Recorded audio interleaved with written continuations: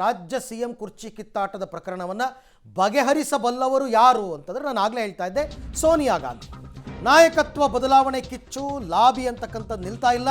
High command ಪ್ರವೇಶದ ನಡುವೆಯೂ ಕೂಡ ಎರಡೂ ಬಣದ ಲಾಬಿ ನಿಲ್ಲಿಲ್ಲ. ಸಿಎಂ ಆಪ್ತರಿಂದ ಪವರ್ ಗೇಮ್ ಬಿಟ್ಟು ಕೊಡದಂತೆ ಒತ್ತಡ. ಬಿಡಬೇಡಿ ನೀವು ಯಾವುದೇ ಕಾರಣಕ್ಕೂ ಅಂತ. ಹೈಕಮಾಂಡ್ ಕೊಟ್ಟ ಮಾತಿನಂತೆ ನಡೆಯುತ್ತೆ ಅಂತಕ್ಕಂತಹ ಲೆಕ್ಕಾಚಾರ. DCM ಬೆಂಬಲಿತ ಶಾಸಕರಿಂದ ದೆಹಲಿ ಚಲೋ. ಮೂರು ಬಣದವ್ರು ಹೋಗಿದ್ರಲ್ಲಪ್ಪ, ಮೂರು ಸರ್ತಿ. ಹೈಕಮಾಂಡ್ ಮುಂದೆ ಸ್ಪಷ್ಟ ನಿರ್ಧಾರ ಆಗುವವರೆಗೆ ಅವ್ರ ಮೇಲೆ ಒತ್ತಡ ಹಾಕಬೇಕು ಅಂತಕ್ಕಂಥ ಲೆಕ್ಕಾಚಾರ.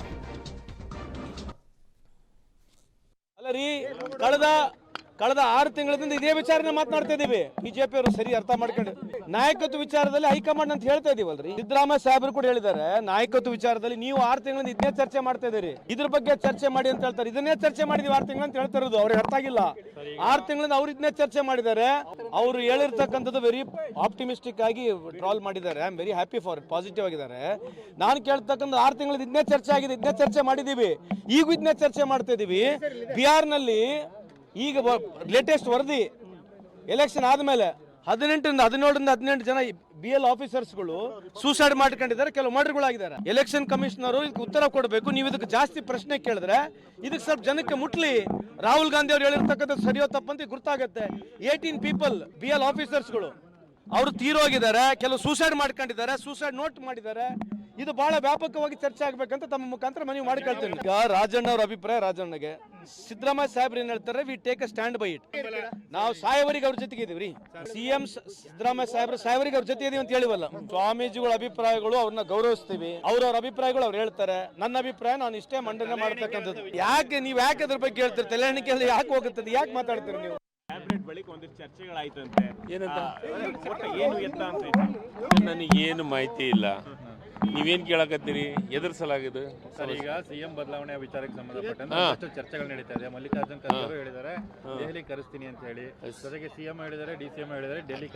ಅದನ್ನ ನನಗೆ ಕೇಳ, ನಿಮ್ಮ ನಿಲುವು ಏನ್ ಸರ್? ಅಲ್ಲ ಅದನ್ನ ನನಗೆ ಕೇಳಿದ್ರೆ ನಾನೇನು ಉತ್ತರ ಕೊಡುತ್ತೆ? ಮುಖ್ಯಮಂತ್ರಿಗಳು ಉಪಮುಖ್ಯಮಂತ್ರಿಗಳು ಮಾತಾಡ್ತಾರೆ.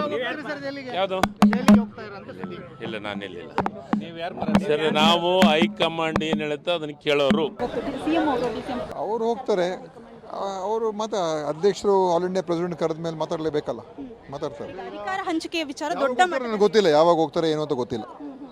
ಅಧಿಕಾರ ಹಂಚಿಕೆ ವಿಚಾರ ದೊಡ್ಡ ಮಟ್ಟದಲ್ಲಿ ಚರ್ಚೆ ಆಗ್ತಾ ಇದೆ. ಜೊತೆಗೆ ಒಕ್ಕಲಿಗ ಸ್ವಾಮೀಜಿ ಯಾವುದು ಅದೆಲ್ಲ ಈಗಾಗಲೇ ಬೆಳಗ್ಗೆ ರಿಯಾಕ್ಟ್ ಮಾಡಿದ್ದೀನಿ. ಅದೆಲ್ಲ ಯಾವುದು ವಿಷಯ ಏನಿಲ್ಲ, ಎಲ್ಲ ನಮ್ಮ ಪಕ್ಷದ ಆಂತರಿಕ ವಿಚಾರ, ಆಂತರಿಕ ವಲಯದಲ್ಲೇ ಚರ್ಚೆಯಾಗಿ ತೀರ್ಮಾನ ಆಗ್ತದೆ. ಮಾತನ್ನು ಉಳಿಸ್ಕೊಳ್ಳೋದೇ ವಿಶ್ವದ ದೊಡ್ಡ ಶಕ್ತಿ ಅಂತ DK ಶಿವಕುಮಾರ್ ಅವರು ಒಂದು ಪೋಸ್ಟ್ ಅನ್ನು ನಾವು ಕೊಟ್ಟು ಮಾತು ಉಳಿಸ್ಕೊಂಡಿರುವಂಥ ಸರ್ಕಾರ ನಮ್ಮದು. ನಮ್ಮ ಗ್ಯಾರಂಟಿ ಯೋಜನೆ ನಮ್ದೆಲ್ಲ ಕೂಡ ಏನು ಮಾತು ಕೊಡ್ತೀವಿ, ಹಿಂದಿನ ಅವಧಿಯಲ್ಲೂ ಕೂಡ ನಾವು ಅದೇ ಹೇಳಿದ್ದು, ಈಗಲೂ ಅದೇ ಹೇಳುವಂಥದ್ದು. ಕೊಟ್ಟ ಮಾತನ್ನು ಉಳಿಸುವಂಥ ಸರ್ಕಾರ ನಮ್ಮದು. ನಮ್ಮ ಲೀಡ್ ನಾಯಕರು ಹಂಗೆ, ಸಿದ್ದರಾಮಯ್ಯವರಾಗಿರ್ಬೋದು. ಈ ಎಲ್ಲ ವಿಚಾರಕ್ಕೆ ಸಂಬಂಧಪಟ್ಟಂತೆ ಮತ್ತಷ್ಟು ಮಾಹಿತಿ ನಮ್ಮ ಪೊಲಿಟಿಕಲ್ ಬ್ಯೂರೋ ಹೆಡ್ ರವೀಶ್ ಅವರಿಂದ ಪಡ್ಕೊಳ್ಳೋಣ. ರವೀಶ್, ನನಗೆ ಒಂದು ವಿಚಾರ ಗೊತ್ತಾಗ್ತಿಲ್ಲ. DK ಶಿವಕುಮಾರ್ ಹೋಗಿ ಡೆಲ್ಲಿಲಿ ಕೂತಾಗಲೇ ರಾಹುಲ್ ಗಾಂಧಿ ಅಪಾಯಿಂಟ್ಮೆಂಟ್ ಕೊಡದೇ ಇದ್ದವರು, DK ಶಿವಕುಮಾರ್ ಒತ್ತಡ ತಂದಾಗಲೇ ತಲೆ ಕೆಡಿಸ್ಕೊಳ್ತಿದ್ದವರು, ಶಾಸಕರು ಮತ್ತು ಸಚಿವರು ಹೋಗ್ಬಿಟ್ಟು ಲಾಬಿ ಮಾಡಿದ್ರೆ ಅದನ್ನು ಹೈಕಮಾಂಡ್ ತಲೆ ಕೆಡಿಸ್ಕೊಳ್ತಾ, ಇದನ್ನು ಒತ್ತಡ ತಂತ್ರ ಅಂತ ಅಂದುಕೊಳ್ತಾ ಹೈಕಮಾಂಡ್ ಅಂತ. ಅರವಿಂದ್, ಖಂಡಿತವಾಗಿ ಕೂಡ ಆಗ್ತಾನೆ ಬಿಹಾರದ ರಿಸಲ್ಟ್ ಬಂದಿತ್ತು. ಆ ಶಾಕಿಂಗ್ನಿಂದ ರಾಹುಲ್ ಗಾಂಧಿಯಾಗಿ ಕಾಂಗ್ರೆಸ್ನ ಹೈಕಮಾಂಡ್ ನಾಯಕರು ಇನ್ನೂ ಕೂಡ ಬಂದಿರಲಿಲ್ಲ ಅನ್ನೋ ವಾದ.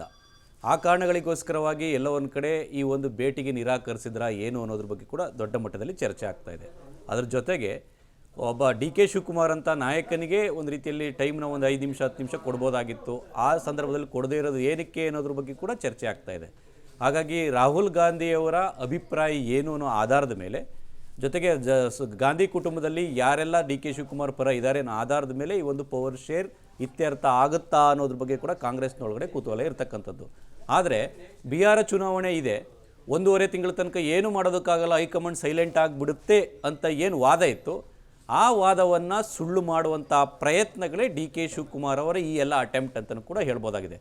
ಯಾಕೆಂದರೆ ನೀವು ನೋಡ್ತಾ ಇರಿ, ಲಾಸ್ಟ್ ಒಂದು 8-9 ಡೇಸಿಂದ ಒಂದು ರೀತಿಯಲ್ಲಿ ಚಕಚಕ ಅಂತ ಎಲ್ಲವೂ ಕೂಡ ಪ್ರೋಸೆಸ್ಗಳು ಶುರುವಾಯಿತು. ಒತ್ತಡ ದೊಡ್ಡ ಮಟ್ಟದಲ್ಲೇ ಆಯಿತು.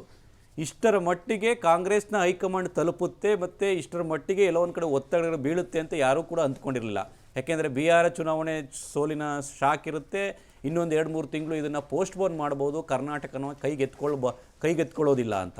ಆದರೆ ಅದರಲ್ಲಿ DK ಶಿವಕುಮಾರ್ ಅವರೆಲ್ಲೇ ಒಂದು ಕಡೆ ಫಸ್ಟ್ ಸ್ಟೇಜಲ್ಲಿ ಸಕ್ಸಸ್ ಆಗಿದ್ದಾರೆ. ಹಾಗಾಗಿ ಈ ಮಾತುಕತೆ ಹಂತಕ್ಕೆ ತಂದು ನಿಲ್ಲಿಸುವಂಥ ಪ್ರಯತ್ನವೇ ಇದಾಗಿತ್ತಾ ಅನ್ನೋದು ಕೂಡ ಚರ್ಚೆ ಆಗ್ತಾ ಇದೆ. ಹಾಗಾಗಿಯೇ ಶಾಸಕರ ಪೆರೇಡ್ ಮತ್ತು ಇಲ್ಲಿ ಬೇರೆ ಬೇರೆ ರೀತಿಯ ಸ್ಟ್ರಾಟಜಿಗಳನ್ನು ಮಾಡದೇ ಹೋಗಿದ್ರೆ ಹೈಕಮಾಂಡ್ ಇಷ್ಟು ದೊಡ್ಡ ಸ್ಪೀಡಪ್ ಆಗಿ ಎಲ್ಲೋ ಒಂದು ಕಡೆ ಈ ವಿಚಾರವನ್ನು ತಮ್ಮ ಗಮನಕ್ಕೆ ತೆಗೆದುಕೊಳ್ತಾ ಇರಲಿಲ್ವೇನೋ ಅನ್ನೋ ವಾದವೂ ಕೂಡ ಇದೆ. ಹಾಗಾಗಿ ಆ ಒಂದು ಪುಷ್ ಮಾಡುವಂಥ ಕೆಲಸವನ್ನು ಡಿ ಕೆ ಶಿವಕುಮಾರ್ ಮಾಡಿದ್ದಾರೆ. ಆದರೆ ಅಂತಿಮವಾಗಿ ಎಷ್ಟರ ಮಟ್ಟಿಗೆ ಸಕ್ಸಸ್ ಸಿಗುತ್ತೆ ಇಲ್ಲೋ ಅನ್ನೋದು ಕೂಡ ಕಾದು ನೋಡಬೇಕಾಗತ್ತೆ. ಯಾಕೆಂದರೆ ಸಿದ್ದರಾಮಯ್ಯ ಕ್ಯಾಂಪಿಂದನೂ ಕೂಡ ಏನು ಸುಮ್ಮನೆ ಕೂತಿಲ್ಲ. ಅವರು 9 ದಿನ ಹಿಂದೆಯೇ ಸ್ಟ್ರಾಟಜಿಗಳನ್ನು ಶುರು ಮಾಡಿದ್ರೆ ಇವರು 3-4 ದಿನದೂ ಕೂಡ ಭಾಳಷ್ಟು ಸ್ಟ್ರಾಟಜಿಗಳನ್ನು ಅವರ ಆಪ್ತ ಸಚಿವರು ಮತ್ತು ಶಾಸಕರು ಕೂಡ ಶುರು ಮಾಡಿದ್ದಾರೆ. ಹೈಕಮಾಂಡ್ ರಾಹುಲ್ ಗಾಂಧಿ ಅವರು ಹೇಳುವ ತನಕ ನೀವು ಯಾವುದೇ ರೀತಿಯ ಬೇರೆ ಬೇರೆ ರೀತಿಯ ಚಟುವಟಿಕೆಗಳನ್ನು ಮಾಡಬಾರ್ದು ಅಂತ ಸಿದ್ದರಾಮಯ್ಯ ಹೇಳಿದ್ದಾರೆ. ಆದರೂ ಇಂಟರ್ನಲ್ ಆಗಿ ನೀವು ಯಾವುದೇ ಕಾರಣಕ್ಕೂ ಕೂಡ ಪಟ್ಟವನ್ನು ಬಿಟ್ಕೊಡಬಾರ್ದು, ಈ ಸನ್ನಿವೇಶದಲ್ಲಿ 1-2-3 ತಿಂಗಳು ಮುಂದೆ ಹಾಕಿ ಬೀಸದೊಣ್ಣೆಯಿಂದ ಪಾರಾಗಿ ಅನ್ನೋ ಸಲಹೆಗಳು ಕೂಡ CM ಸಿದ್ದರಾಮಯ್ಯ ಹೋಗಿರ್ತಕ್ಕಂಥದ್ದು. ಹಾಗಾಗಿ ಎರಡೂ ಬಣಗಳಿಂದಲೂ ಕೂಡ ಲಾಬಿ ಮತ್ತು ಒತ್ತಡ ದೊಡ್ಡ ಮಟ್ಟದಲ್ಲೇ ಇದೆ.